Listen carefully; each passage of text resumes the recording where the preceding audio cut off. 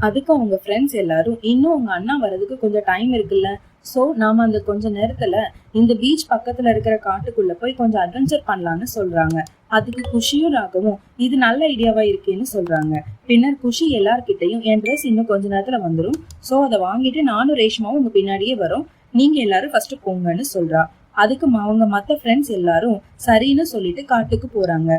எல்லாரும் ட்ரிங்க்ஸ் பண்ணிட்டே அப்படியே காட்டுக்குள்ள நடந்து போயிட்டு இருக்காங்க. அப்படி போகும்போது ஒரு பொண்ணு போறத ராகவ் பாக்குறான். எல்லார்கிட்டையும் டேய் அங்க பாருங்கடா ஒரு பொண்ணு போறான்னு சொல்றான். எல்லாரும் பார்த்துட்டு அந்த பொண்ணு கிட்ட போய் கலாட்டா பண்றாங்க. அவளும் என்னை விடுங்க நான் போகணும்னு கத்துறா.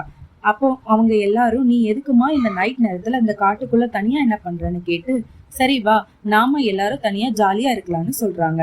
அதுக்கு அந்த பொண்ணு இங்க நான் எங்க அப்பாவை தேடிதான் வந்தேன்னு சொல்றா. அப்படியே அவகிட்ட அவங்க எல்லாரும் கலாட்டா பண்ணும்போது கொஞ்ச நேரத்துல ஒரு வயதான அங்கிள் அவ என்னோட பொண்ணுதான் அவளை விடுங்கன்னு ஓடி வரான். ஓடி வந்து அப்படியே ராகவ அடிச்சிடுறான். உடனே அந்த பொண்ணு அப்பா உங்களுக்கு ஒண்ணு இல்லையேன்னு கேக்குறா.